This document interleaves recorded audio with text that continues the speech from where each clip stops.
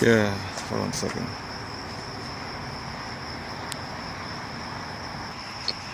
Yeah, it's pretty dark. Just deal with it. Yeah, I'm going for a walk in the neighborhood by myself. I was going to hit up a friend to go. Actually, she hit me up, but I replied to her and then she never replied back. So, what am I supposed to do? Well, I'll just start by reflecting on the Final Fantasy Symphony I went to yesterday. Yeah, it was pretty fun.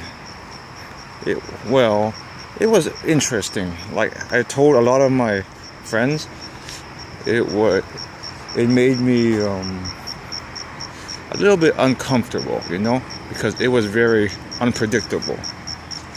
And I guess growing up, kind of spoiled with EDM and whatnot. Not really growing up, but recently.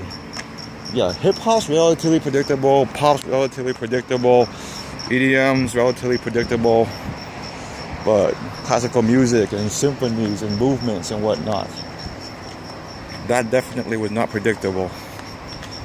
Yeah, you go and you expect to hear Final Fantasy music.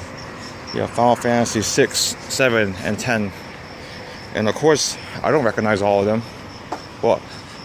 I never played 6, so I don't know anything from 6. But it still sounded good.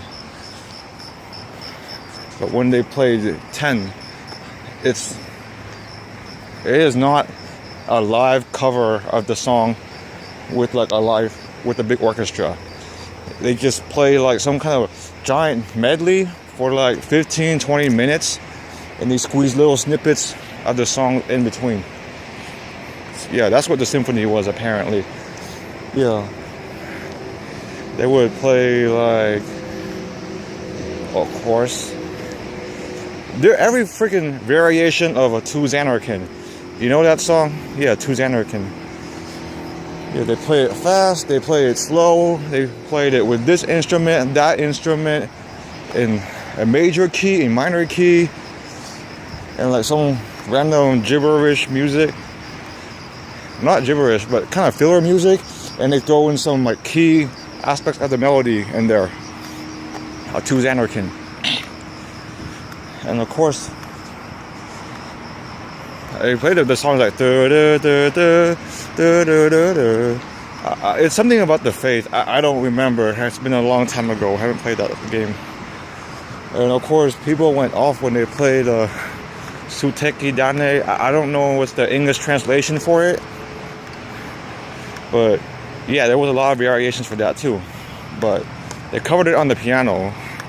And the pianist she looked pretty good. And she had a nice dress too.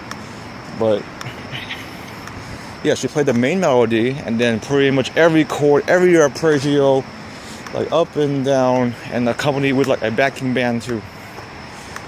Oh my goodness, it is really dark. Let's go the other way. In fact, I might go to my friend's house instead. Yeah, and in Final Fantasy 7, they pulled out a lot of stops for that. Of course, they teased a little bit of Sephiroth's theme here, a little bit of Genova's theme here. They just like go back and forth between the songs. And then, of course, they would have to tease a little bit of Tifa's theme, tease a little bit of Aerith's theme, tease a bit of the world map theme. And even when they go into some kind of valley where they find Cerebus or Cerebrus, that red 13 dog. I'm not sure. Yeah, they play the music from that too. But in the end, and the funny thing is, they kept doing encores. Like you thought they were done, and they're like, "Oh, do you want another encore?" They come out, play another song, and another time after that, "Do you want another encore?" And finally, it was for real. It was the end, but the end was good. They played like the two battle themes, the main battle theme and the boss battle theme of Final Fantasy 7. But like I said, it wasn't a straight cover with an orchestra. They just go back and forth with a 10-minute movement. Okay, not 10 minutes, maybe 7 minutes that time. But it just goes back and forth, teases parts of the melodies here and there. Well, if that's what a symphony entails, then I can respect that, but I don't think that's really my thing, because, or maybe I'm kind of spoiled because music is supposed to be predictable. Actually, no, it's not. They can do any kind of music. That's why there's scatting and people playing jazz and improvising and whatnot, and drum solos. It's not really predictable. Maybe I expected something different. Yeah, because the speed changes, the volume changes, the musical instruments they use changes. I was looking at it more on the micro level than a macro level. Like, every time, like, it played like it was some kind of weird pipe thing. It was a percussion for sure. And they used a lot of the xylophones. Like, I'm like, damn, you use xylophones to play Final Fantasy songs? And it's very obvious too, because there were like 20 violins, 20 strings or something. So whenever you hear like the plink, plink, plink sound of the xylophones, it's very distinguishable. But yeah, it was not really a medley, because a medley is from song to song to song to song. It's more like a big jambalaya of music. And you thought my mixes were random. Oh my god. That orchestra, that symphony was one of the most random pieces of music I ever heard. And of course, you gotta be classy. You clap accordingly. You don't record. Everyone's staring at it, sitting in their seats intently. They're not really... you can't really sing along. And I got kind of in trouble for humming along. Actually, not in trouble, but I was like humming very minimally. And the guy, he just made like a little motion next to me.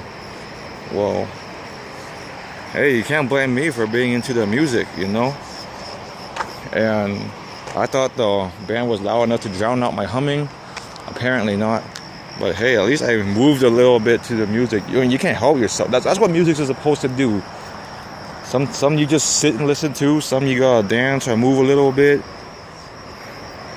Overall, it was a interesting experience. Good thing it was recognizable Final Fantasy music. I don't think I would have went for like a classical music symphony or something. I mean, I know some classical music songs, but not enough to go to a symphony and enjoy it. At least I can live to say that I went to a symphony and I actually saw the creator of Final Fantasy. Apparently, unfortunately, not the composer, Nobuo Uematsu or something, but I saw the creator. Of course, he spoke Japanese and needed a translator. But hey, some experiences you just do, and you can just live to say, you tell the tale that you did it.